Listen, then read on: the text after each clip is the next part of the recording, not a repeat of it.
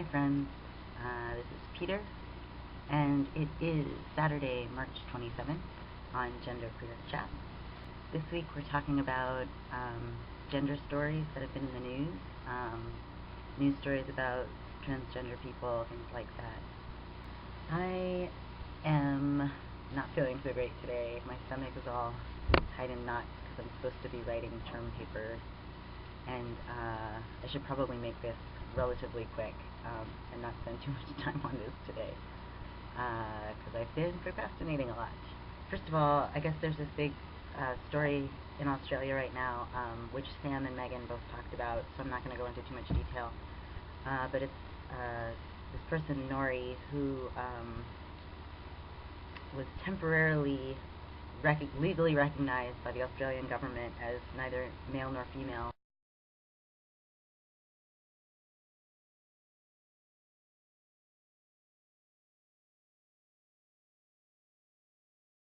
But later they kind of took it back and things got weird. I'll let you go watch the other videos rather than repeating what they said. But I wanted to relate this to a story I read a while ago in like December. So I went back and I tried to find it, but it's not still available online because so much time has passed. But it was something that happened in Pakistan, and I've got a little blurb of it, even though I don't have the whole article. This is on Yahoo News. It says, Pakistan's Supreme Court ordered authorities on Wednesday to allow eunuchs, transvestites, and the intersex to identify themselves as a distinct gender as part of a move to ensure their rights. And this was on, I think, government-issued ID. So it's a similar kind of situation, trying to find other legal options for other than male and female. I thought it was interesting the language they used in this Pakistan story, though. What they call eunuchs, like, I wonder if that really means like transsexual, you know? I don't know, like, I don't really know. But at the time I first read this article, I looked on Wikipedia. There's this word that they used in the article which I don't know how to pronounce, so I'm just going to let it appear on the screen and you can read it.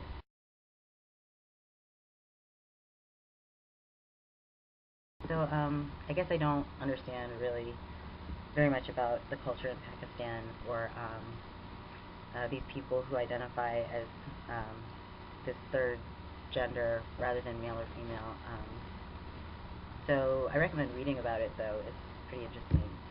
JT also talked about a teacher who was fired, I think, was actually fired when he announced that he wanted to transition.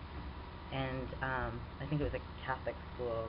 So the thing I find most interesting, really, about this whole thing, and really all these stories that have been in the news lately, is that they're in the news.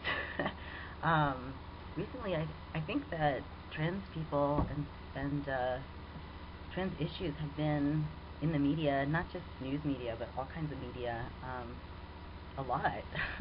And I've been impressed, like, a few times when I've come out to people as trans, that they actually know what I'm talking about because they've seen something on television or, you know, something, and so they're well informed about, you know, hormone replacement therapy and, you know, and I just think that's really cool.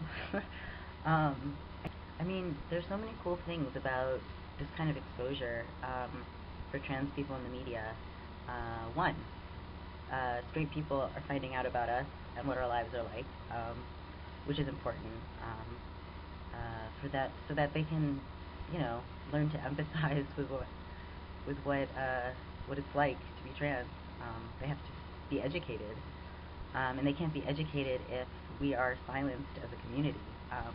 Two, I think that this is really great for us as a community, that we can, you know, read about these stories and discuss them and, you know, engage in, you know, activism and I don't know if it's just that I've been noticing it more, or just really there's been more of a visibility, more of a trans presence in, I mean, even in entertainment media.